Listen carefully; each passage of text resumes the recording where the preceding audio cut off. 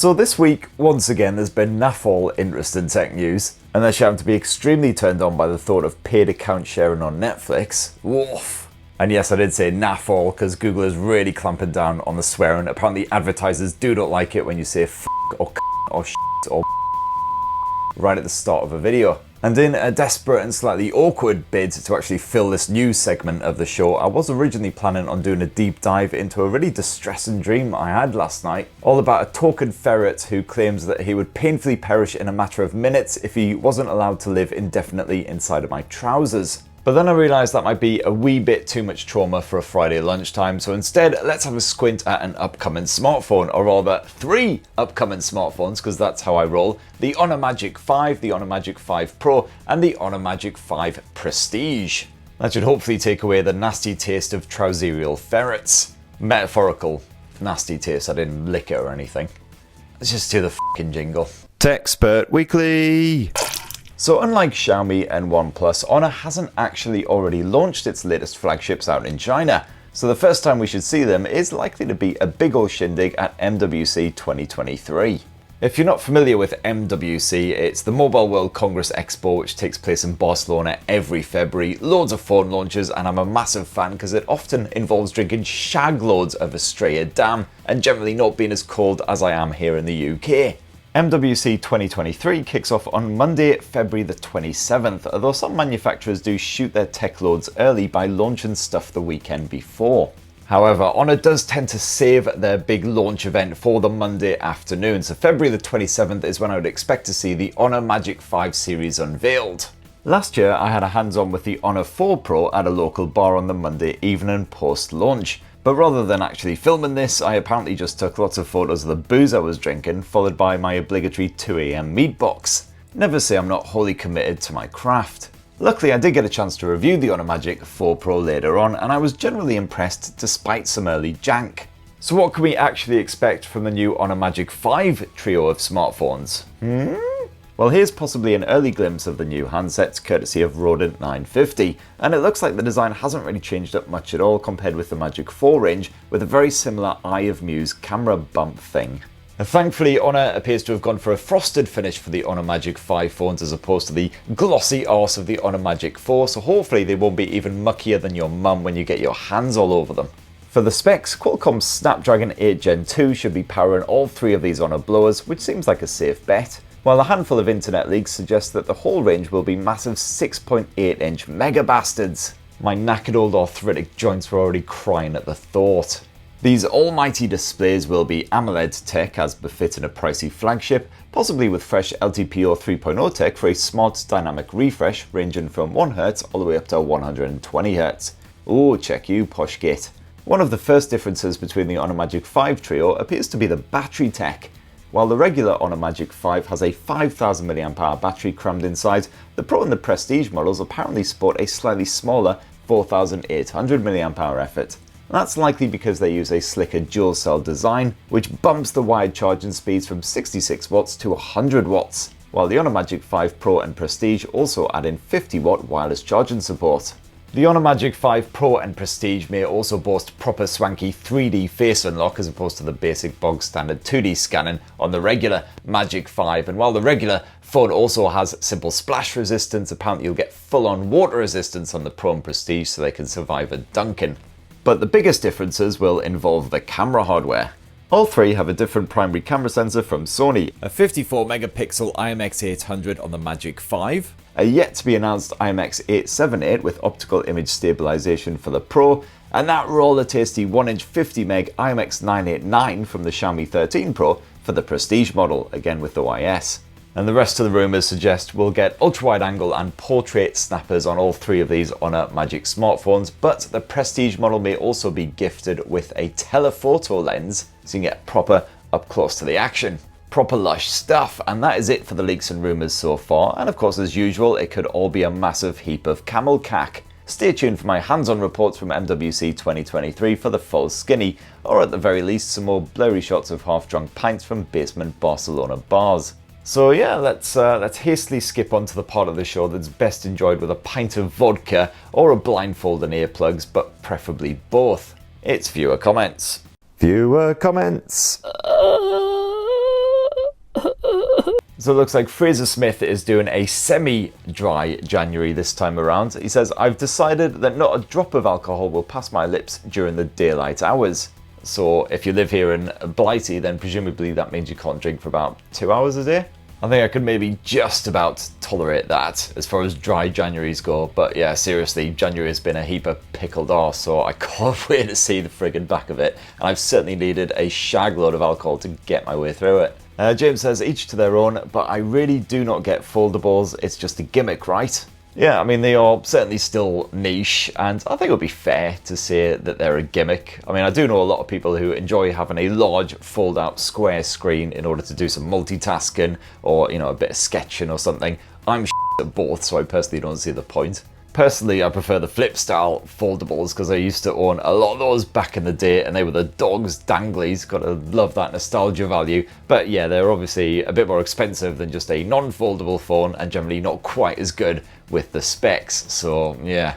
Next up, Pugwash says, I'm looking forward to Samsung actually making a fold-in phone I want. Their current ones are overpriced with poor cameras. Yeah, basically exactly what we just said. It continues, I may have to get some of those soundproofing tiles you have. I assume it's for banging your head against. Well, I'm not going to lie, I do have some over here that I use exclusively for punching whenever I'm fuming over something. Occasionally I just have to, you know, just really scream and beat the living out of that wall for about a minute or so, and then I'm absolutely fine again. I have tried breathing exercises and meditation, but nothing really beats a wee scream and a punch. Cameron S says, if Samsung came out with a budget folding option sporting 2 glass-covered screens in lieu of a single flexible OLED, I think it could do rather well. I would buy it. Yeah, that sounds really similar to that LG foldable that they launched a few years back. What the ruddy heck was it called again?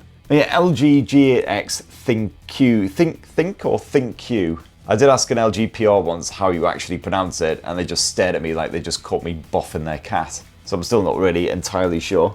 Yeah, the product page for the G8X ThinQ is actually still live on the LG website as well, which is pretty wild. A little bit of history. Matt Cox says, wait, Uncle Spurt writes crime novels? How have I watched this many of your videos and only just heard you mention this? I got a Kindle for Christmas in a vain attempt by my family to make me smarterer, so I'll definitely have to give one of those a go. Yes, definitely, please do. There is a free one on the Kindle store, so you can try that one out and then save yourself a couple of quid if you think it's lots of bollocks. And also, I no longer write book stuff. I quit the world of authordom quite some time ago. In fact, the last time I did any fictional writing was, I believe, about a week before I had my first kid. So, yeah, not a coincidence that. Michael Davison says, next time it's a quiet week, how about either an homage to Super Kev or a short reading of one of your crime books? I'm thinking the quiet weeks are very much done with now, unfortunately. We've got our first big phone launch of 2023 next week, and then from there on out, it's going to be a ceaseless onslaught. I'm going to have my unboxing pants pulled firmly on until probably about Christmas time, by which point they'll be quite rancid. Good old Super Kev though, what an absolute legend. Haven't seen a partnership like him and Quinny up front for us for quite some time. It was good to see Stuart banging them in, now he's back from injury. And next up, Manny says, hey Chris, just giving you a heads up that I've been enjoying your videos for a good few years now from Suriname, South America. Well, big thanks for your persistent viewing, mate. Much appreciated. And yeah, South America, another one of those places I've never actually visited, mostly because I have absolutely no idea where to even start. If anyone's got any tips for like a first-time visitor or something, I would love to go, for sure. New sticker on the perpetually in the planning stage Techspert World Tour. John Whitehead says, hello Uncle Spurt, John from Texas here. Hello Texas. As far as bendy blowers, the only one I would consider is the Motor Razr 2022, but unfortunately last I saw it was still not available in the States. Yeah, it looks like there's still no sign of it heading to the US, which is a bit weird and a bit of a bugger as well. Definitely one of my favourite foldables so far. And John continues, enjoy the rest of your gloomy January there in Blighty. Yeah, cheers fella, much appreciated. Hope it's warming up over there in Texas as well. I heard you guys were hit by more snowstorms and crazy weather this week. At this rate, you'll be having a holiday in the UK just to warm up a bit. Michael W says, honestly, these videos have become the highlight of my day. How f***ing sad is that? Not gonna lie, Michael, pretty sad. Nah, you're all good, mate. Great taste, big thumbs up. Nidia says, mate, if someone makes a carbon copy of the Red Magic 8 Pro but shrinks it to like 6.3 inches, I will buy it so quickly. Yeah, that really would be the dream right there. I mean, I guess most gaming phones have to be absolutely friggin' massive because they've got ridiculous amounts of cooling tech banged in there. You've also, of course, got to have a stupidly huge battery so the things don't die after half an hour of frantic fumbling. But then the Asus Zenfone 9, to be fair, that was quite a compact blow, and I found I could play Genshin Impact on that thing for an hour or two and it wouldn't heat up massively at all, certainly no performance throttling. And so far my experiences with the Snapdragon 8 Gen 2 are that it is very energy efficient, doesn't heat up very much at all, just like the 8 Plus Gen 1, so I don't see why they couldn't do a mini gaming phone. They won't, of course, the massive buggers. Anyway, that's more than enough tech talk. I'm starting to get a bloody migraine now. Craig Turner-Shaw says, "Hey Mr. Spurt, just seen your pick as an expert recommending the Samsung Smartwatch 5 on the Samsung website." God, I just hope they used a decent photo for that one where I'm not looking too knackered and cross-eyed, if such a photo exists. Next up, Gazlar, or Gazale, sorry if I've said that completely wrong, mate, says, "Cheers Uncle Spunk Bubble, another classic weekly. I have the Poco M4 Pro, but I just ordered the 6A as a disposable holiday phone, as I can't remember a good holiday where I didn't lose a phone." Well, yeah, I mean, if, like me, you tend to holiday in destinations where alcohol is considerably cheaper than back here, then yeah, valuables do tend to go walkies quite often, which I guess then offsets the affordability of the booze in the first place, but whatever. And 6A as in a Pixel 6A, that's a bloody nice disposable holiday phone. I'd happily use that full time all the time. And Gaz continues, "Be nice to see a shift to Discord rather than the Telegram hacking forum." And that's not me, I'm not even on Telegram. I've never used it in my life. That's the friggin' scammers who plague the YouTube comments on not just my channel, all of the friggin' big tech channels seem to have it these days. I wish Google would get off its arse and actually do something about it rather than just sacking its entire workforce. But yeah, as soon as you report one, 10 more bots spring up in their place here. Please do ignore those Telegram twats. They're just, yeah, complete scam artists. And bang out of time now, so better make this the last comment of the week. Ragnar says, "So you're probably not going to be sponsored by Apple anytime in the future." To be honest, I think they're more likely to use that money to pay somebody to do me in. Anyway, a massive bloody thank you to everyone who commented on last week's show. Please do hoy your comments down below. We'll try and smash our way through as many of those as possible next week. And speaking of next week, this is about next week. Well, for everyone who's getting a little bit sick of me saying there's bugger all happening next week, good news. Next week we do have a little someone called Samsung launching some shiny new tech bollocks. And that's going to be happening on Wednesday afternoon UK time, probably around sort of 2ish. I haven't actually bothered to jot down the time, which is extremely useful.